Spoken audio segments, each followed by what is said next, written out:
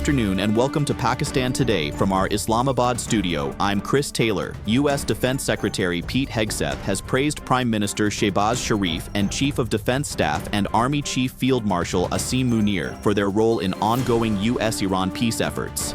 Speaking at the Shangri-La Dialogue in Singapore, Hegseth said Pakistan and the United States are developing what he described as a true friendship, while highlighting Islamabad's contribution to regional stability. He also reiterated President Donald Trump's role in brokering the Pakistan-India ceasefire during the May 2025 conflict, underlining continued engagement between Washington and Islamabad on key regional issues. Meanwhile, the U.S. Defense Secretary says Washington remains committed to ensuring Iran abandons any nuclear weapons ambitions. Speaking to reporters, Pete Hegseth said negotiations with Tehran have been productive and that both sides remain in a position to potentially reach an agreement.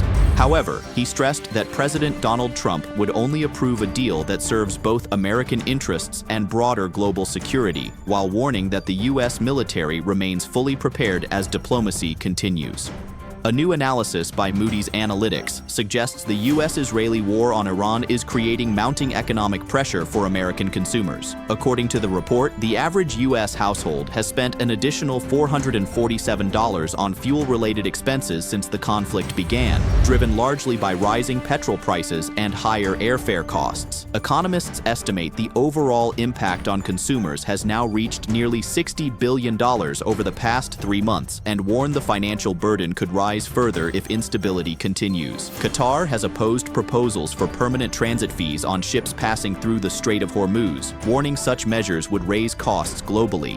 Speaking at the Shangri-La Dialogue in Singapore, Qatar's Deputy Prime Minister and Defense Minister Sheikh Saud bin Abdulrahman Al Thani said Gulf countries reject any long-term toll system. However, he indicated temporary charges for specific operations, including mine-clearing activities, could still be negotiated as discussions continue over regulation of one of the world's most important trade routes. Now turning to diplomatic developments involving Pakistan. European Union Foreign Policy Chief Kaja Kallas is scheduled to arrive in Pakistan on June 1st to participate in the 8th EU-Pakistan Strategic Dialogue with Deputy Prime Minister Ishaq Dar. The visit includes meetings with President Asif Ali Zardari, Prime Minister Shehbaz Sharif, and Field Marshal Asim Munir, with discussions expected to focus on trade, regional cooperation, and progress under the EU's GSP+ framework. For more on this, we go to Sarah William in Islamabad. Thank you, Chris. Officials here say the upcoming strategic dialogue is being viewed as an important opportunity to strengthen cooperation between Pakistan and the European Union at a time of shifting regional dynamics. Discussions are expected to focus heavily on trade access, economic cooperation, and political engagement across multiple sectors.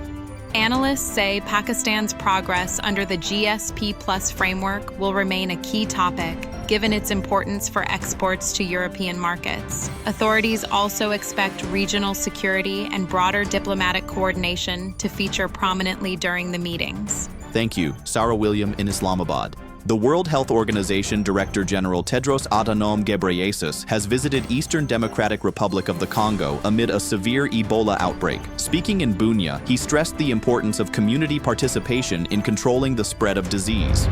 More than 1,000 suspected cases and over 240 deaths have been reported since the outbreak was declared in May. Health officials warn that ongoing conflict, population displacement, and limited medical resources continue to complicate response efforts. And finally, Pakistan's solar energy users could soon face higher installation costs as the government considers imposing an 18% general sales tax in the upcoming budget for 2026 and 2027. The proposal would increase taxation from the current 10% level and is expected to raise prices for solar panels, inverters, and related equipment. Experts warn the move could slow renewable energy adoption as households and businesses increasingly turn to solar power to offset rising electricity costs. Officials, however, argue the measure may help broaden the tax base and ease pressure on the national grid. If approved, the changes could take effect from July 2026. That's all for now. You're watching Pakistan Today. I'm Chris Taylor.